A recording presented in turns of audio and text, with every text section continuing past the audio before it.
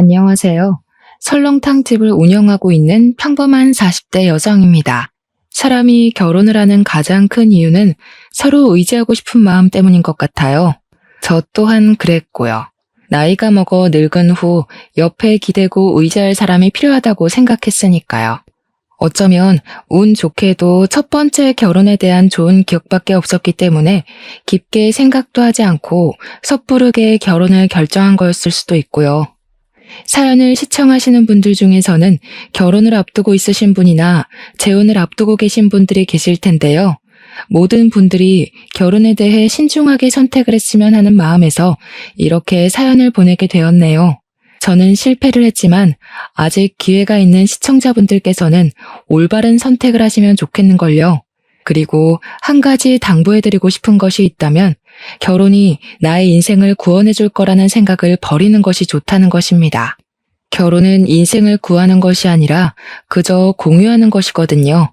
저는 25살이란 어린 나이에 첫 번째 결혼을 했습니다.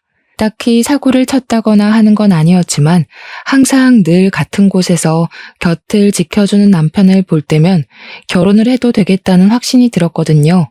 친정 부모님이나 시부모님이나 두 분 모두 저희의 결혼을 찬성하셨기에 저희는 양가 부모님의 축복을 받으며 식을 올릴 수 있었어요. 결혼 후 저희 부부는 각자의 전공을 살려 일을 했는데요. 결혼한 지 1년이 지나자 시어머니께서는 설렁탕집을 운영하자 권하셨어요. 남편은 극구 반대를 했지만 말이에요. 사실 시부모님께서는 50년이 넘는 시간 동안 설렁탕집을 운영하시며 남편을 키우셨어요.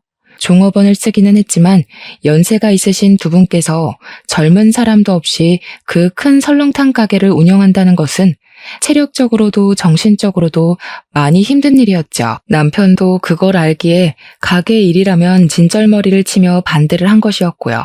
남편은 시부모님에게 설렁탕 가게를 접거나 다른 사람에게 넘길 것을 권했지만 가게를 운영하면서 벌어들이는 금액이 상상 이상이었거든요. 시어머니께서는 죽어도 설렁탕 가게를 이어받지 않겠다며 버티는 남편을 보며 전전긍긍 하셨습니다. 결국 보다 못한 제가 설렁탕 가게를 운영하겠다며 손을 들게 되었죠. 직장을 다니며 푼돈을 벌 바에는 시부모님과 함께 설렁탕 가게를 운영하며 큰 돈을 버는 것이 더 낫겠다고 생각했거든요. 어릴 때부터 어깨너머로 가게 일을 도왔던 남편은 힘든 일이라며 극구 반대를 했지만 이번만큼은 고집을 부리고 말았네요. 저라도 가게 일을 하지 않으면 대대로 내려오던 설렁탕 집의 대가 끊기는 거잖아요. 남편의 앞에서 의기양양하게 말하기는 했지만 처음에는 힘들었어요. 일단 해가 뜨지도 않는 새벽에 일어나는 것부터가 문제였죠. 하지만 힘들었던 것도 잠시, 시간이 지나니 이것 또한 적응이 되더라고요. 그렇게 저는 시부모님과 함께 설렁탕 집을 운영하게 되었고 남편은 열심히 회사를 다니며 행복한 시간을 보냈고요. 하지만 얼마 안 가 행복했던 시간을 덮을 만큼 커다란 불행이 찾아오더군요. 남편이 교통사고로 세상을 떠난 것이었죠. 남편은 음주운전을 하던 차량으로 인해 다치고 말았는데요. 의사는 심하게 다친 남편을 보며 가망이 없다는 말과 함께 고개를 흔들었습니다. 의사의 말처럼 남편은 손 써볼 틈도 없이 허망하게 눈을 감아버리고 말았어요. 갑작스럽게 세상을 떠난 남편의 장례식장은 울음소리가 끊이지를 않았죠. 저 또한 목 놓아 울며 남편을 그리워했고요. 환하게 웃고 있는 남편의 영정사진을 보고 있자니 누구보다 착하고 성실하게 살던 남편을 빼앗아간 하늘이 참 원망스러웠는걸요. 장례식장에 온 모든 사람들은 눈물바다를 만들며 일찍 세상을 떠난 남편을 그리워했지만 슬픈 것과는 별개로 시간은 너무 빨리 지나갔네요.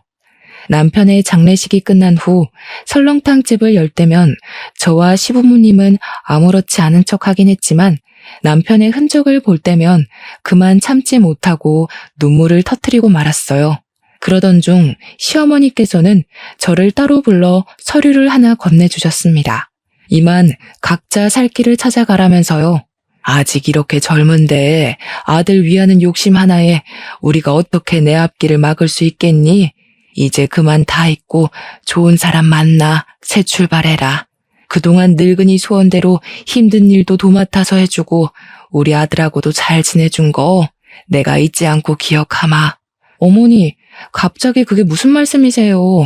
어머니랑 아버지가 계신데 제가 어떻게 재혼을 해서 혼자만 잘 먹고 살 수가 있어요? 저 그냥 어머니 아버지 곁에서 살래요.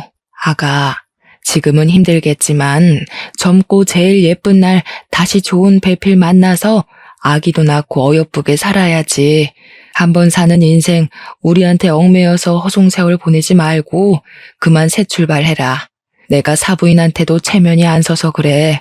이제 곁 떠난 사람은 잊고 살아야지. 늙은이 마지막 소원이니 이거 갖고 좋은 사람 만나서 새 출발해라 아가. 시어머니께서는 건물에 관한 문서를 건네주셨습니다. 원치 않았던 이별이 다가와서인지 시어머니께서 저를 귀히 여겨주셔서인지 두 눈에서는 쉴 새 없이 눈물이 흘러나오더군요. 그건 시어머니께서도 마찬가지셨고요.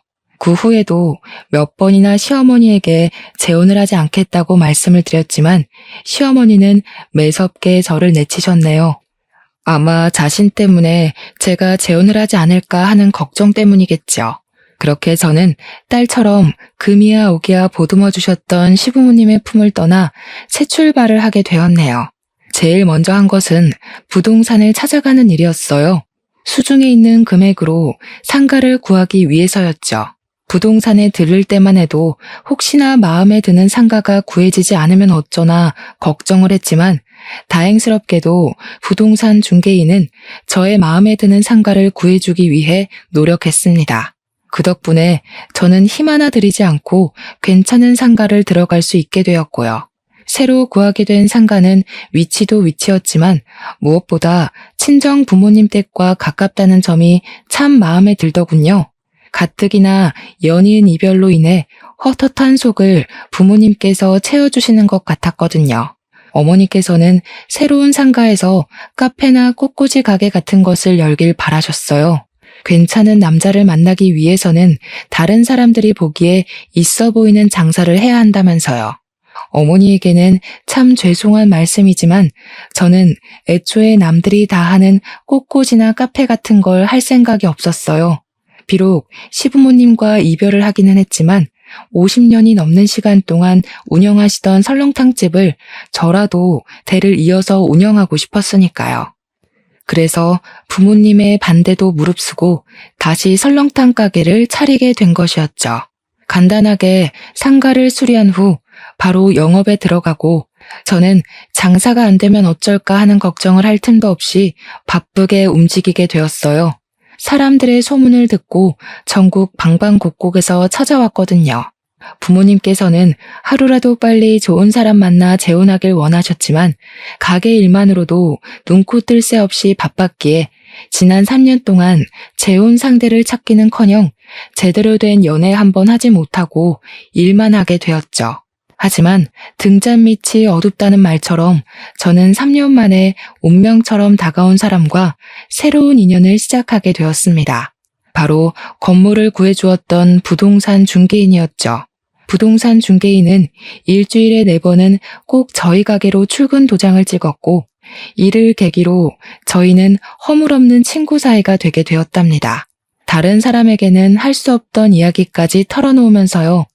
친구처럼 허물없이 지내다 보니 부동산 중개인은 어느 순간부터 호감을 표시해 왔는데요. 처음에는 망설여졌습니다. 아무리 서로의 마음에 통한다고 해도 개인의 사정이 있는 여자를 중개인의 집에서 환영할 리가 없잖아요. 하지만 그럴 때마다 중개인은 온전히 저의 편이 되어주겠다 약속을 하였고 진실한 그 마음에 반해 결국 저도 마음의 문을 열게 되었답니다. 부모님께서는 드디어 제가 번듯한 남자를 만나 재혼을 한다며 기뻐하셨지만 중개인 쪽 가족들이 마음에 걸리더군요. 아무리 돈을 많이 번다고 해도 한 번 결혼한 흠이 있는 여자를 반겨줄 분은 없으실 테니까요. 그런데 이런 걱정이 무색할 정도로 예비 시부모님은 오히려 이상한 상상을 한 제가 부끄러울 정도로 잘 대해주셨어요. 차별했다는 것을 알고 있는데도 말이에요. 아이고, 젊은 나이에 신랑 먼저 보내고 얼마나 적적하고 힘들었을까. 이혼도 서너 번씩 하는 마당에 우리는 며느리 과거 같은 거 신경 안 써요. 요즘이 어디 조선시대도 아니고. 여자가 이혼 좀 한 게 뭐 그리 흔흠이라고. 그냥 마음 맞는 사람끼리 살림 차려서 백년해로 하면 그만인걸. 이해해 주셔서 감사합니다, 어머니. 너무 큰 흠이 있어서 어머님, 아버님께서 결혼을 반대하시면 어떡하나 솔직히 걱정을 많이 했거든요. 근데 어머님, 아버님이 이렇게 따뜻하게 대해주시니 제가 괜한 생각을 한 것 같아서 참 부끄럽네요. 앞으로 결혼하고 나면 기쁜 일만큼 힘든 일도 많겠지만 그럴 때마다 어머님, 아버님처럼 현명하게 어려운 일 헤쳐나가도록 하겠습니다. 우리 며느리가 좋은 대학 나왔다고 하더니 역시 배운 사람은 뭐가 틀려도 틀려. 아, 결혼해서 지지고 볶고 싸워도 이혼 안 하고 살겠다는 말을 이렇게 고급스럽게 하잖아.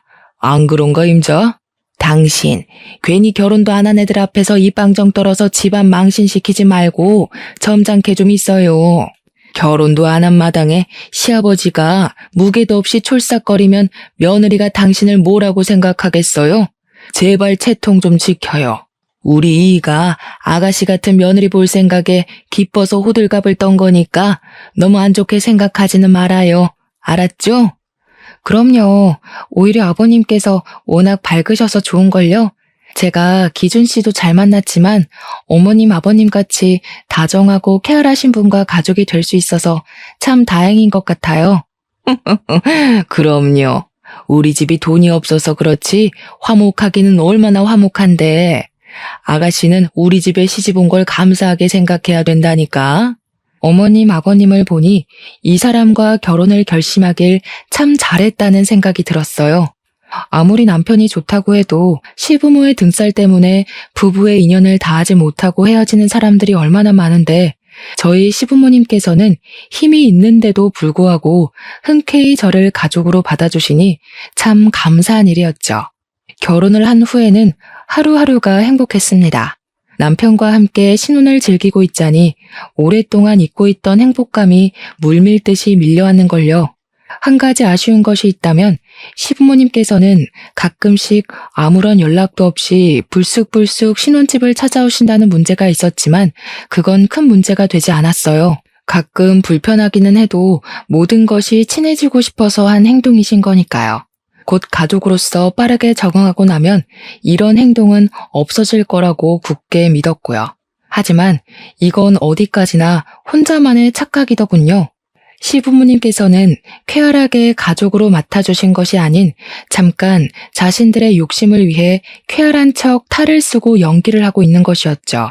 결혼한 지 4개월이 조금 넘어갈 무렵 시어머니의 생일잔치로 인해 모든 가족들이 시댁으로 모이게 되었는데요. 시어머니께서 받은 모든 선물을 받으신 후 술판이 벌어지게 되었어요. 술잔을 주고받던 중 술기운이 잔뜩 오른 남편은 도련님에게 실언을 하게 되었습니다. 설렁탕 가게를 운영하며 얼마를 벌어들이는지 대략적인 수입을 공개해버린 것이죠. 남편의 입을 막아보려 했지만 한번 뱉어진 말은 다시 주워 담을 수가 없었고 수입 이야기를 들은 도련님은 두 눈을 동그랗게 뜨며 놀란 표정을 지었네요.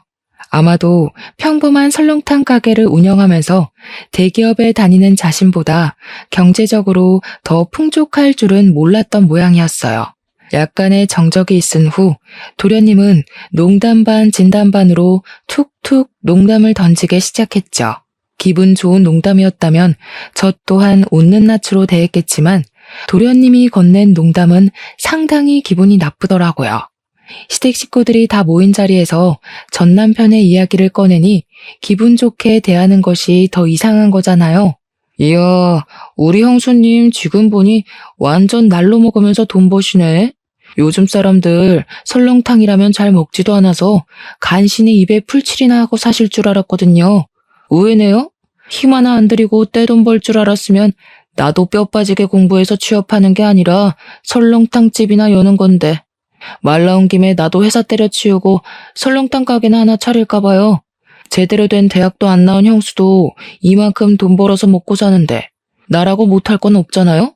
역시 우리 아들은 좋은 대학을 나와서 그런가 머리 하나는 기가 막히게 좋다니까. 여자 혼자 일하는 게 얼마나 힘든 일인데.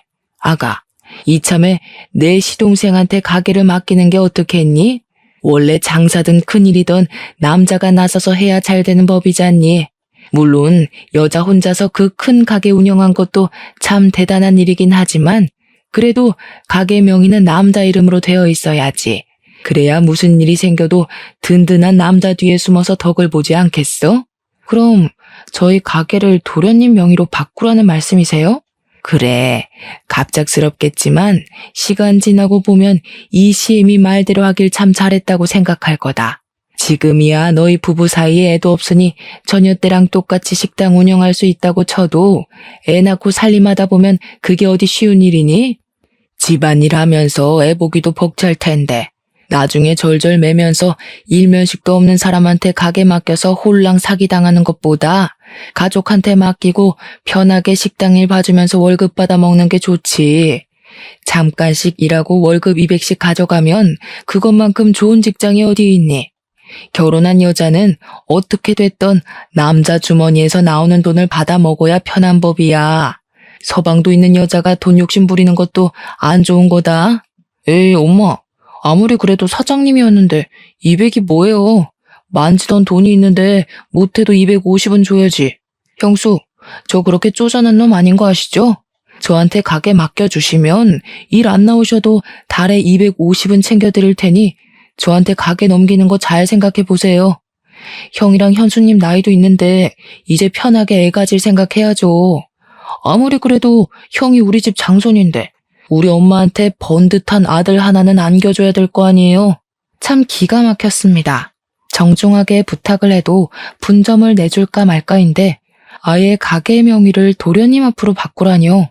실망한 것도 한두 가지가 아니었지만 그 중에서도 제일 기가 막힌 것은 아이를 낳으면 당연히 육아는 엄마의 몫이라고 생각하는 시어머니의 행동이 제일 어이가 없었네요. 아이를 낳는 것은 부부 두 사람의 노력으로 이루어지는 건데 아이를 키우는 것은 온전히 엄마만 해야 된다니요. 말이 안 되잖아요. 입을 꾹 다물고 있자 도련님은 제 손을 잡고 일어나며 당장 명의부터 바꾸자고 말을 하더군요.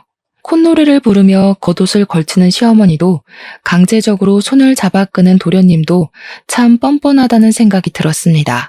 이대로 멍청하게 있다간 아무런 노력도 안 한 사람들에게 그대로 가게가 먹혀버릴지도 모른다는 불안감도 같이 느꼈고요.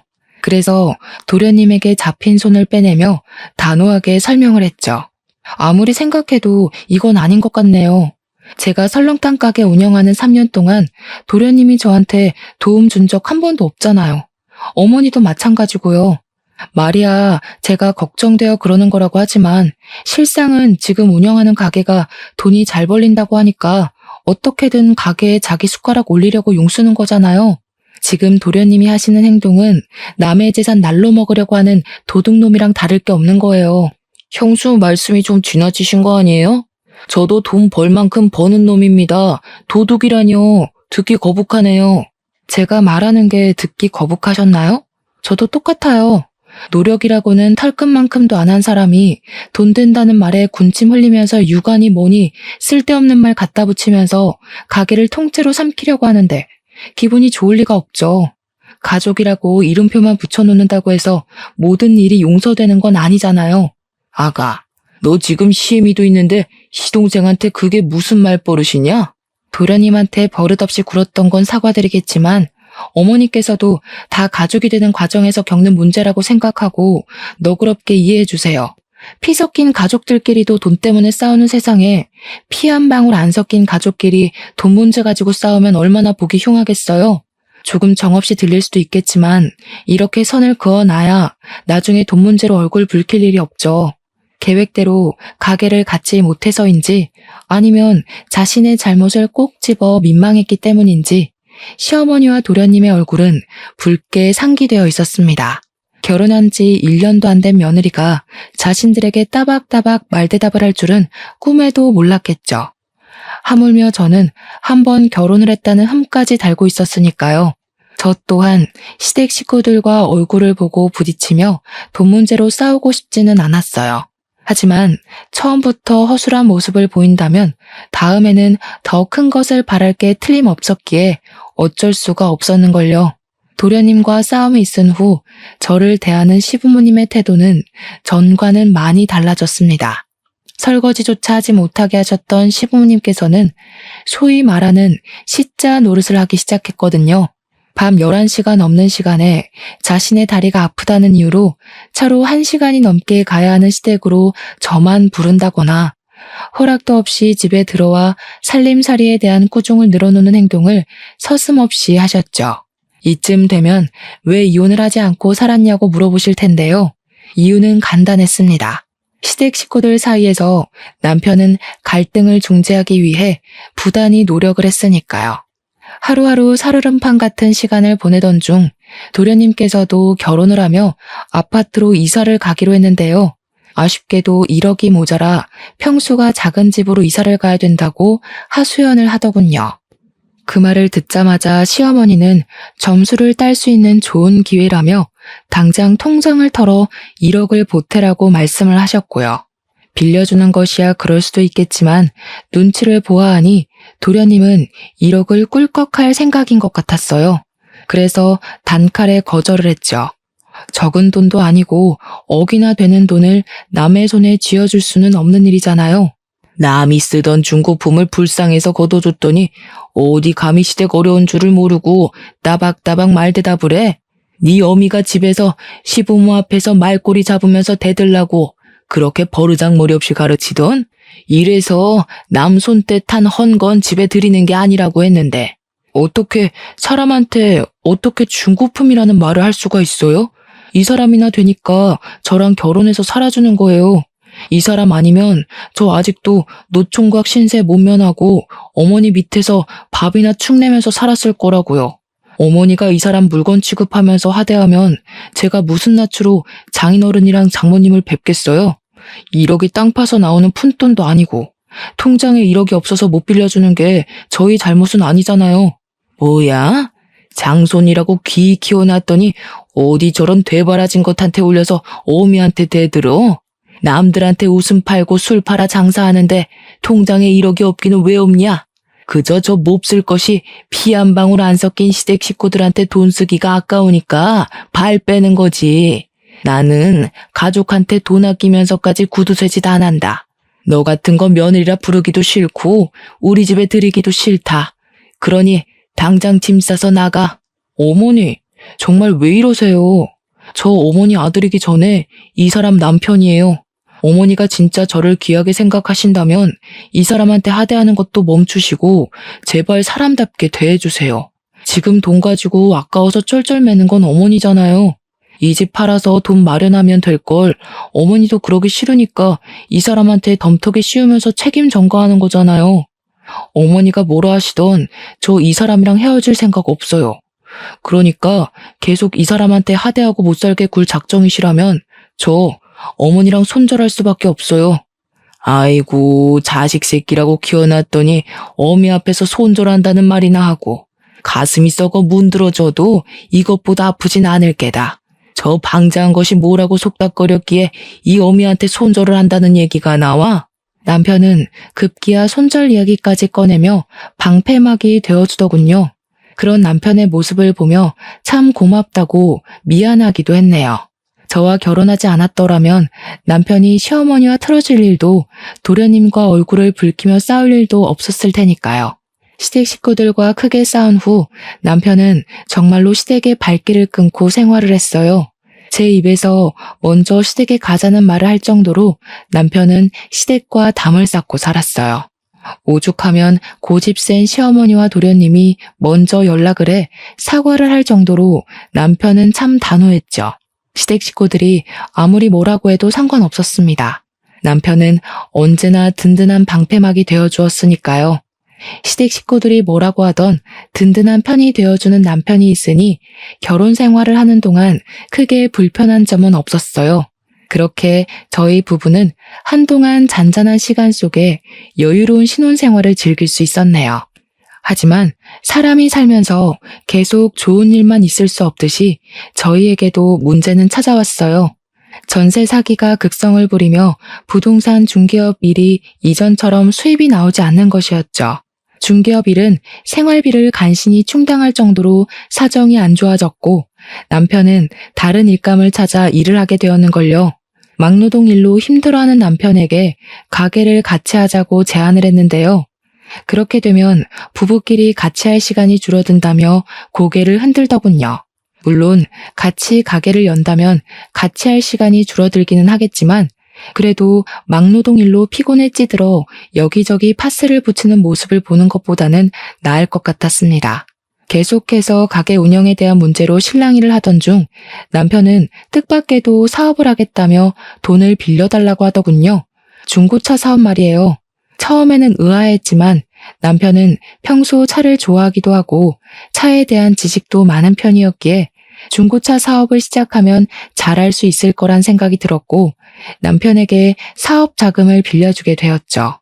사업 준비가 마무리되자 남편은 손을 꼭 잡으며 자신이 꼭 성공해 설렁탕 가게를 열지 않아도 떵떵거리고 살 수 있을 정도로 돈을 많이 벌어주겠다고 말을 했는데요. 일어날 리 없는 터무니없는 말이긴 했지만 기분이 좋긴 했습니다. 현실 가능성이 있든 없든 남편이 저를 위하는 마음만은 진심인 거잖아요. 남편의 마음을 믿었기에 사업이 잘 될 거라 믿어 의심치 않았는걸요. 하지만 단단하다고 생각했던 믿음은 그리 오래가지 못했습니다. 사업을 시작하고 난 후 남편은 딴 사람이 됐다고 생각해도 될 만큼 180도 다른 태도를 보였거든요. 성실하게 일하기는커녕 남편은 해가 중천에 뜰 때까지 침대에서 한 발자국도 움직이지 않고 버티며 핸드폰 게임만 했어요. 빌려간 사업 자금을 갚기는커녕 매번 미안하다는 말만 하며 갚는 것을 미뤘고요. 처음에야 사업이 잘 풀리지 않아서 그런가 보다 이해하려고 했지만 자꾸만 게으른 태도를 보이니 남편의 행동을 이해하려야 할 수가 없었죠.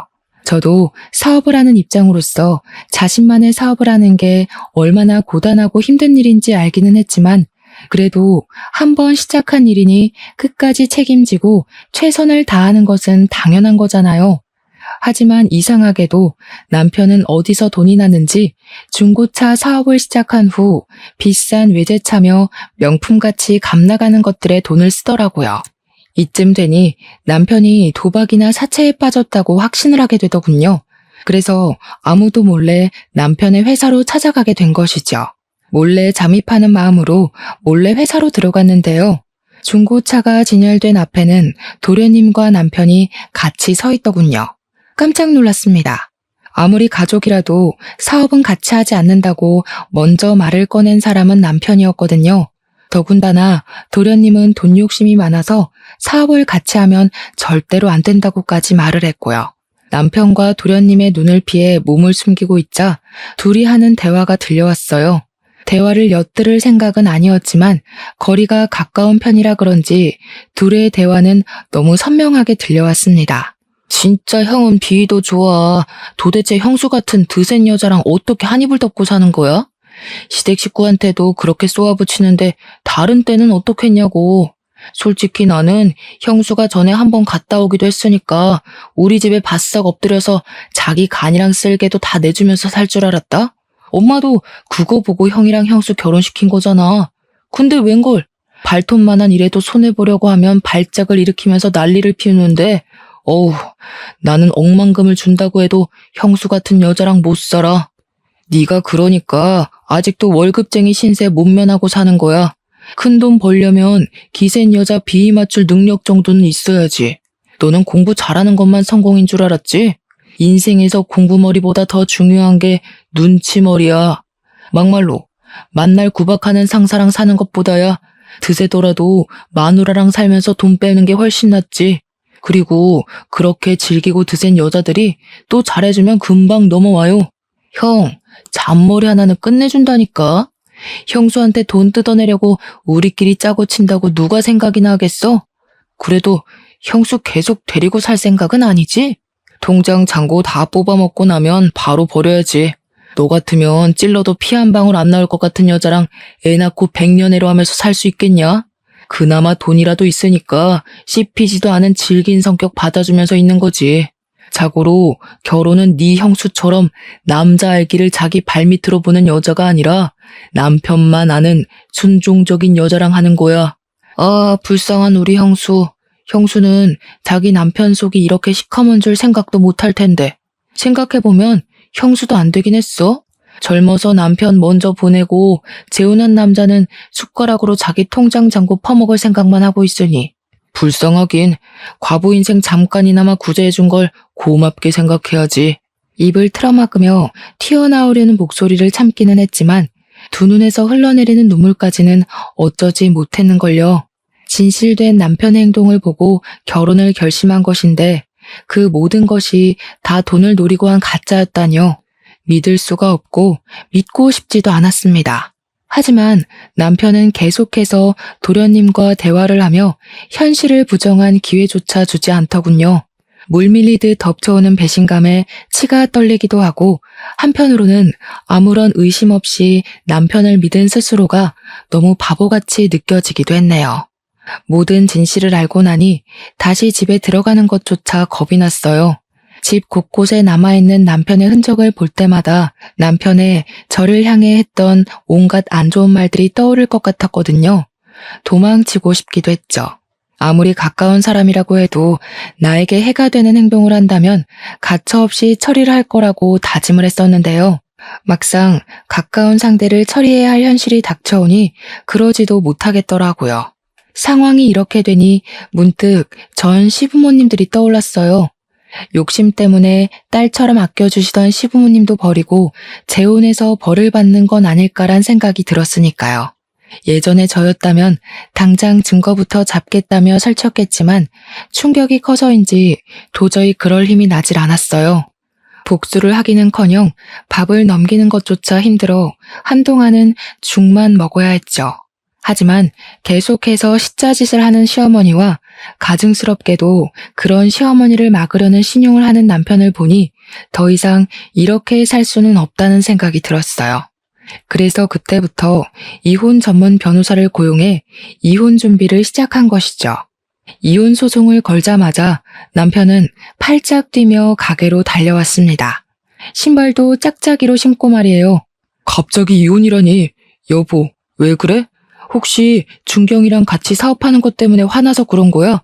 그런 거라면 내가 사과할게. 나는 당신이 준경이를 너무 싫어하니까 같이 동업하는 거 말했다가는 너무 싫어할 것 같아서 비밀로 한 건데 당신이 싫다고 하면 준경이한테 당장 사업에 손 떼라고 할게.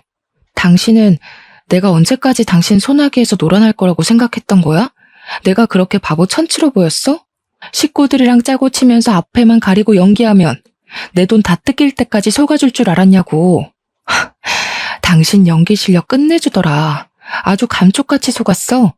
조금만 더 했으면 진짜 통장에 있는 돈다발을 그냥 갖다 바칠 뻔했잖아. 그래도 고생한 값이 있으니까 내가 박수는 쳐줄게. 가족끼리 역할 분담하고 연극하느라 얼마나 힘들었겠어? 그러지 말고 당신네 식구들 이참에 배우로 직종을 바꿔봐. 사람 하나 바보 만들 정도로 실력이 훌륭하신 분들인데 대한민국 배우 생활 하나 제대로 못하겠어? 오, 연극이라니? 당신 꿈꿔? 도대체 무슨 말을 하는 거야? 이렇게까지 말하는데도 남편은 딱 시치미를 떼더군요. 그 모습이 얼마나 가짠턴지 실소가 새어나올 지경이었어요. 한편으로는 안타깝기도 했죠. 조금만 더 애를 썼다면 재산이고 가게고 홀랑 넘겨주었을 테니까요. 저한테는 참 감사한 일이었죠. 남편이 멍청한 덕에 가게는 물론 통장까지 지킬 수 있었으니까요. 저번에 회사 갔을 때 당신이랑 도련님이 얘기하는 거 들었어. 기세고 남편 위할 줄 모르는 여자랑 백년해로 하기 싫다며 원하는 대로 당신 놓아줄 테니까 지금이라도 말 잘 듣는 고분고분한 여자 찾아봐. 당신 연기 실력이면 그런 여자 하나 꼬시는 건 일도 아니잖아. 돈 좀 있다고 해서 흠 있어도 데리고 살려고 했었는데 이런 식으로 나오면 재미없지. 돈이라도 없으면 내가 당신같이 남 손 탄 여자랑 왜 사는데? 이혼? 나도 당신 같은 여자랑 살기 끔찍해서 지금 당장이라도 이혼하고 싶어. 근데 당신한테 쏟아부은 시간이 아까워서라도 그냥은 못 헤어지지.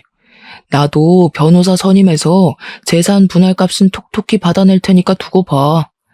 나야 다른 여자 만나서 재혼하면 그만이지만 결혼을 2번씩이나 실패한 당신한테는 나랑 헤어지고도 기회가 있을지 모르겠네.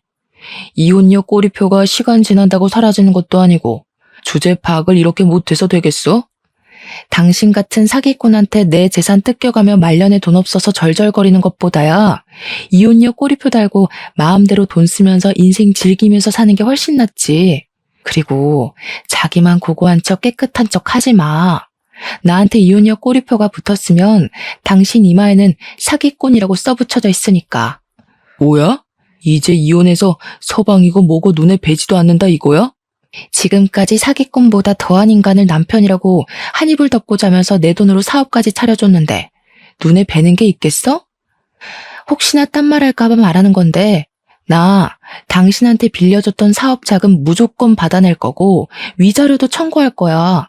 어이구, 돈도 많으신 양반이 그깟 5천만 원이 아까워서 소송을 건다고? 나는 가만히 있을 것 같아? 판사가 남편을 2번이나 갈아치우는 당신 편을 들어줄지 아니면 당신같이 드센 여자 만나서 고생한 순진한 내 말을 들어줄지 어디 두고 보자고. 어디 판결이 사람 얼굴 보고 나니? 쓸데없는 소리 하지 말고 위자료나 준비해놔. 그리고 남이 쓰던 거 가져다 쓰는 건 당신 특기잖아. 그래서 나랑 결혼도 하고 남의 타던 중고차도 가져다가 파는 거지. 남이 쓰던 흠 있는 여자 주워서 결혼했다고 신세 탓하지 말고 제발 주위를 돌아봐. 당신 눈이 남이 쓰다 버린 중고품 정도밖에 안 돼서 그런 거니까 오히려 본색을 드러낸 남편에게 고마웠습니다. 덕분에 아무런 미련 없이 이혼 소송을 준비할 수 있었으니까요. 이혼 소송을 하며 저희는 별거를 하게 되었는데요. 눈치를 보니 남편 또한 변호사를 만나고 있는 것 같더라고요. 이혼 소송을 하는 것은 생각보다 힘든 일이었습니다. 상대방에게 이혼 책임이 있는 것과 별개로 재산이 많은 쪽이 재산 분할을 해줘야 했거든요. 남편도 이걸 노리고 더 많은 재산 분할을 갖기 위해 애를 쓰는 것 같았어요. 참 괘씸했죠. 아무런 노력도 없이 시댁 식구들 앞에서 몇 번 연기를 한 것이 전부인데 재산을 나눠달라고 하다뇨. 기부를 할지언정 절대로 남편에게 재산을 나눠주고 싶지 않았습니다. 그래서 많은 돈이 깨지는 것을 감수하면서 몸값이 비싸기로 유명한 변호사를 고용한 것이죠. 이혼 소송을 시작한 후 시어머니께서는 직접 설렁탕 집까지 찾아와 행패를 부렸네요. 이혼한 주제에 방자하게 자기 아들에게 이혼 소송을 걸었다면서요. 가게 일을 도와주시던 부모님께서는 행패를 부리는 시어머니를 보며 옷소매를 걷어붙이셨는데요. 저는 화를 내는 부모님을 말렸어요. 아무리 화가 난다고 하더라도 이혼을 하기 위해서는 증거를 남기는 것이 제일 중요하잖아요. 시간이 지나고 시어머니에 이어 시아버지까지 합세를 했습니다. 결국 거세지는 난동에 부모님은 가게 문을 박차고 나가 화를 내셨죠. 도대체 딸 교육을 어떻게 시켰길래 이혼녀 딱지단 주제에 우리 아들한테 이혼을 요구한답니까? 사부인은 애한테 시댁 식구들을 발밑으로 봐도 좋고 자기 인생 구해준 남편한테 막대해도 좋다고 가정교육을 그렇게 개같이 가르치셨습니까? 아이고, 누가 들으면 그쪽 아들은 아주 대통령감인 줄 알았게요. 돈도 못 벌어서 마누라 등골 빼먹는 비렁뱅이보다야 이혼녀가 100배 1000배 낫죠. 이제 보니 이서방만 뻔뻔한 게 아니라 사부인네 가족 전체가 아주 얼굴에 철판을 깔았네요. 그게 아니면 가족끼리 똘똘 뭉쳐서 사람 하나 속여먹는 몰상식한 짓은 안 할 테니까요. 아무리 돈이 좋다고 해도 그렇지 어떻게 다른 사람도 아니고 며느리 돈을 뺏어갈 생각을 하세요? 사돈같이 돈에 눈 멀어서 몰상식한 행동하는 사람들 때문에 대한민국의 시어머니들이 다 욕먹는 거예요. 이 여편네가 진짜 보자 하니까 이래서 가정교육이 중요하고 하는 건데 어미나 딸년이나 독종이 따로 없으니 어디 우리 아들이 숨막혀서 살겠습니까? 당신 딸년이 우리 아들이랑 살겠다고 해도 내가 반대할 거니까 당장 돈이나 내놔요. 말씀하시는 거 하곤 참 기품이 넘치십니다.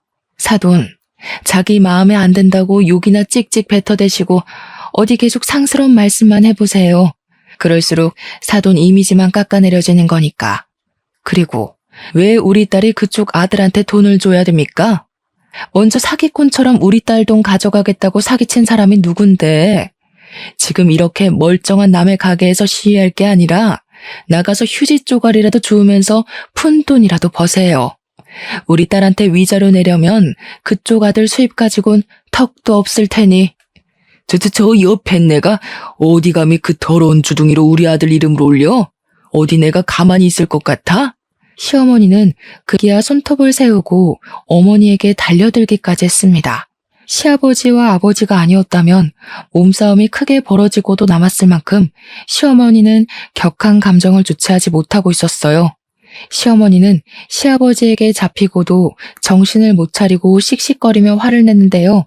저는 그런 시어머니 앞에 고개를 숙이고 큰 절을 올렸네요. 재산 분할 문제로 골머리를 썩고 있었는데 이렇게 몸소 나서주시니 감사해서 제가 뭐라 드릴 말씀이 없네요. 어머님이 저희 가게 와서 깽판만 안 쳐주셨어도 그이한테 갈 재산이 좋기 30%는 넘었을 텐데 어머니 덕분에 이제 그 일을 땡전 한 푼 안 드리고도 쫓아낼 수 있게 됐으니 제가 감사하다는 말씀을 안 드릴 수가 없네요. 어머니, 큰돈 나가지 않게 힘써주셔서 정말 감사드립니다. 이렇게까지 해주시다니 감동입니다. 뭐? 우리 아들을 땡전 한 푼 안 주고 쫓아내? 걷어준 은혜를 원수로 갚아도 유분수지. 어디 감히 건드릴 게 없어서 귀한 우리 장손을 건드려? 지금이야 네가 이긴 것 같지? 두고 봐라. 다시는 두 다리 뻗고 못 자게 만들어줄 테니까. 당신 그만해. 여기서 더 했다가는 재산 분할은커녕 돈도 못 받고 쫓겨날 수 있다고. 돈이 걸린 문제인데 화가 나도 참아야지. 시아버지께서는 간신히 시어머니를 진정시켰습니다. 아무리 몰상식한 사람이라고 해도 돈은 무서웠던 모양이었어요. 시어머니가 입에 담지도 못할 말을 하며 가게 앞에서 행패를 부린 덕분에 이혼 소송은 점점 저에게 유리한 쪽으로 돌아갔는데요. 변호사와 함께 열을 올리며 모아온 증거를 살피던 중 한 통의 전화가 오더군요. 상대는 남편의 친구였죠. 의아해하며 전화를 받자 남편의 친구는 잠시 만나자고 했어요. 일단 만나기로 한 장소로 나가기는 했지만 그래도 머릿속에는 계속 의문이 들었네요. 남편 친구는 마리아 친구지 사실은 남편과 사이가 별로 좋지 않았거든요. 결혼식 이후 한 번도 보지 않을 정도로 말이에요. 딱 한 번밖에 보지 않은 사이였기에 만나지 않았는데도 어색한 공기가 느껴지는 것 같더라고요. 그런데 남편 친구를 만난 순간 그런 시시한 어색함 따위는 금세 잊고 말았습니다. 남편 친구는 다짜고짜 고개를 숙이며 제발 도와달라고 부탁을 했으니까요. 처음에는 당황스러워 어쩔 줄을 몰라 했지만 숨겨진 사정을 듣고 나니 남편 친구의 행동에 고개를 끄덕이게 되었어요. 사실 남편이 도련님과 운영하는 중고차 사업은 둘만 하는 것이 아니라 정과가 있는 깡패들과 함께하는 것이더라고요. 합법적인 방법으로 사업을 했다면 괜찮겠지만 문제는 남편이 하는 일이 합법적이지 않다는 것이었죠. 남편은 중고차를 사고 파는 과정에서 나이가 어린 사람들을 중심으로 폭행과 협박을 서슴지 않으며 자기들이 편한 대로 이득을 취한 것이죠. 강력계 형사로 일을 하고 있는 남편 친구는 사촌 동생을 통해 우연히 알았던 거고요. 남편은 친구의 사촌 동생에게 자신이 했던 대로 깡패를 동원해 반협박식으로 폐차 직전의 중고차를 비싼 가격에 팔아버렸거든요. 모든 사실을 알고 나니 남편을 절대 용서할 수 없었어요. 한 점 부끄러움 없이 번 제 돈으로 다른 사람에게 피해를 주며 돈을 벌다뇨. 그건 물건을 팔고 합당한 이득을 취한 것이 아니라 그저 무력을 사용해 돈을 빼앗은 거잖아요. 남편 친구를 도와주기로 한 후 바로 택시를 타고 남편 회사로 향했습니다. 차를 타고 간다면 남편에게 덜미가 잡혀 증거를 잡기는커녕 오히려 역효과가 나타날 수도 있으니까요. 그런데 뜻밖에도 남편이 불법적인 일로 돈을 벌고 있다는 증거보다 먼저 알게 된 중요한 사건이 있었어요.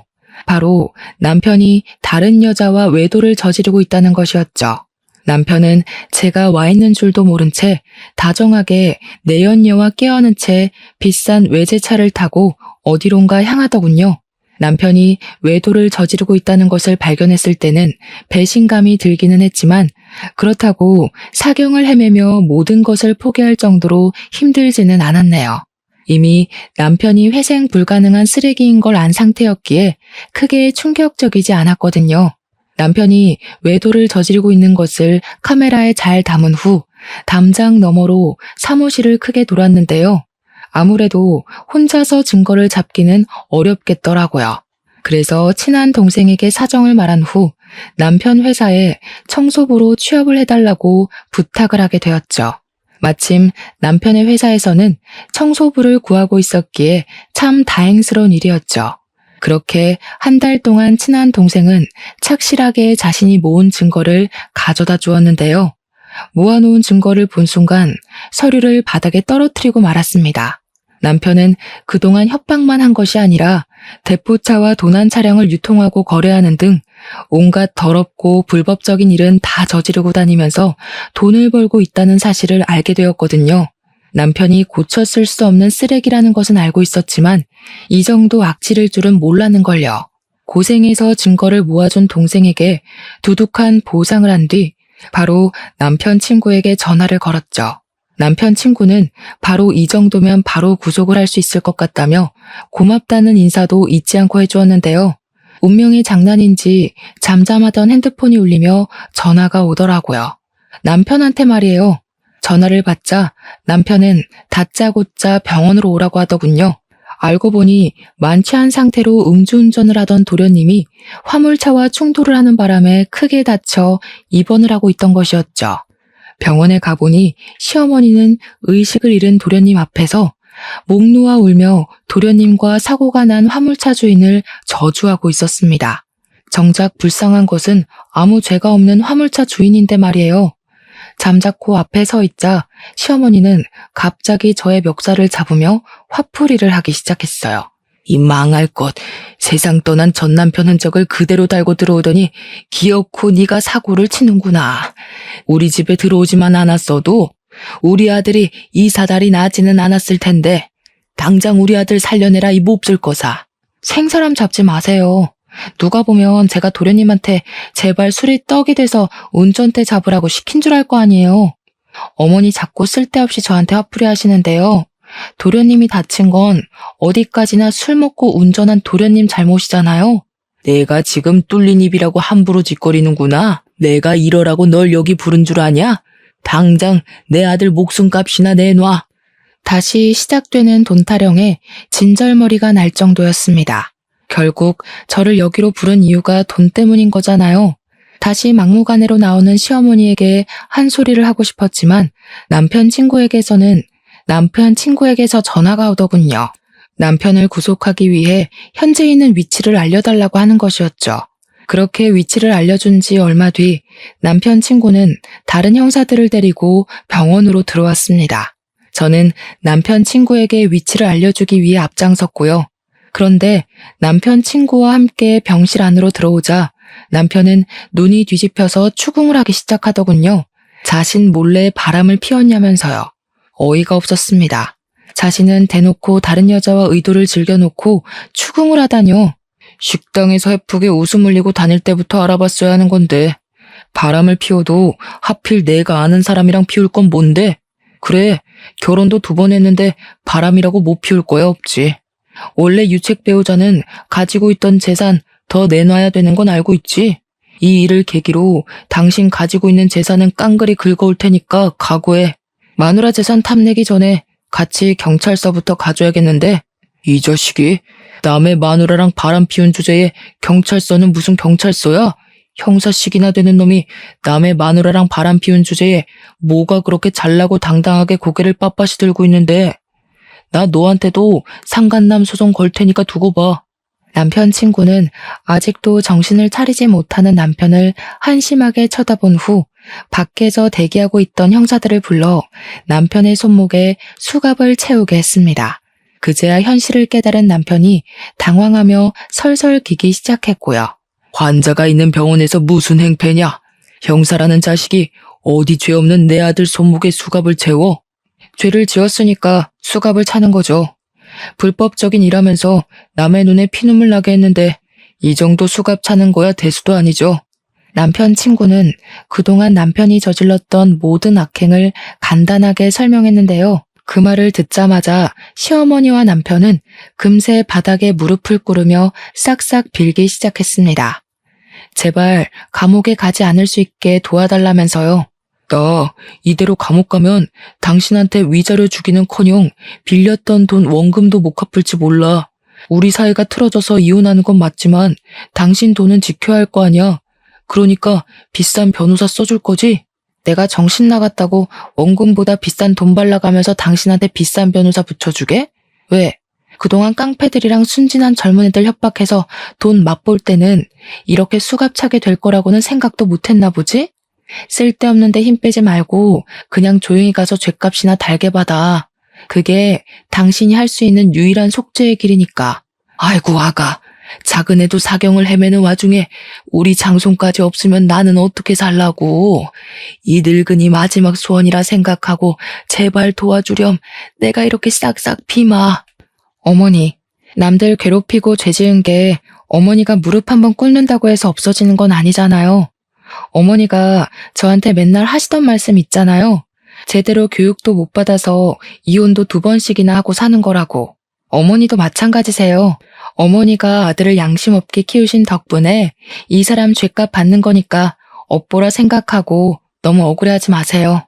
시댁 식구들은 뒤늦게 잘못을 빌며 바닥에 엎어졌지만 이미 늦은 후였습니다. 남편은 조사를 받은 후 6개월간의 사업정지와 2천만 원의 벌금형이 내려졌죠. 남의 돈을 빼앗은 악질짓을 해놓고 고작 벌금형으로 끝난다는 것이 화가 나더군요. 하지만 벌금형을 받은 후 중고차 사업은 망하기 직전까지가 정리가 됐으니 죗값을 받은 셈이긴 했지만요.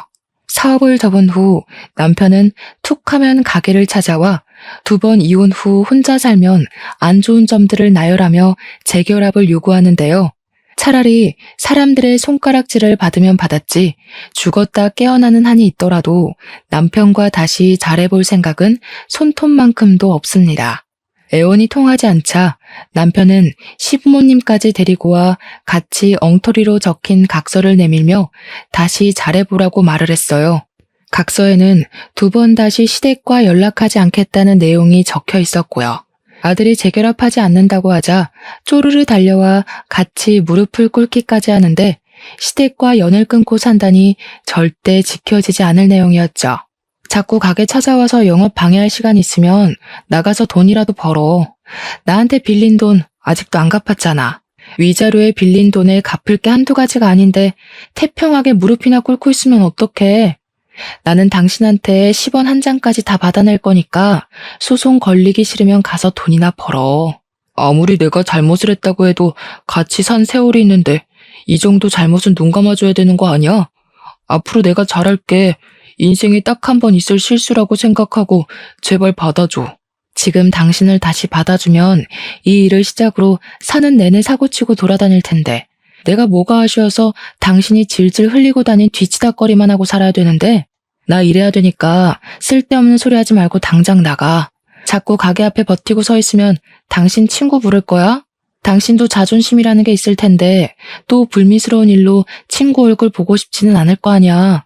재결합이 실패하자 남편은 작전을 바꾸었는지 말도 안 되는 금액을 부르며 재산 분할을 요구했어요. 원래라면 결혼한 지 3년이 지난 후였기에 남편에게 가지고 있던 재산을 나눠주는 것이 맞았지만 남편이 저지른 사건과 외도를 한 것을 증거로 제출하니 반대로 남편이 저에게 위자료를 줄 처지가 되었죠. 남편은 제발 위자료를 받지 말아달라며 부탁을 했지만 저는 그동안 받았던 모욕을 생각해서라도 위자료를 다 받아냈네요. 현재 남편과 모든 것을 끝낸 저는 가게 일에만 열중하며 살고 있어요. 속사정을 잘 알지 못하는 사람들은 여자 기가 세서 이혼을 한 거라면서 수군거리기도 하지만 무능력하고 찌질한 남편 때문에 속을 끓으며 사느니 차라리 혼자서 벌어놓은 돈이나 펑펑 쓰며 사는 것이 훨씬 나을 것 같다고 생각하게 되었죠. 현재 결혼으로 인해 자신이 하고 있는 일을 그만두기로 결심한 분들이 있다면 절대 그러지 말라고 말씀드리고 싶습니다. 사랑과 별개로 개인의 경제적인 능력은 꼭 필요하니까요. 비록 저는 결혼에 실패했지만 결혼을 앞두신 시청자분들께서는 꼭 행복한 결혼 생활을 하시길 진심으로 바랄게요. 그럼 지금까지 저의 이야기를 들어주신 시청자분들에게 감사의 인사를 올리며 마침표를 찍도록 하겠습니다.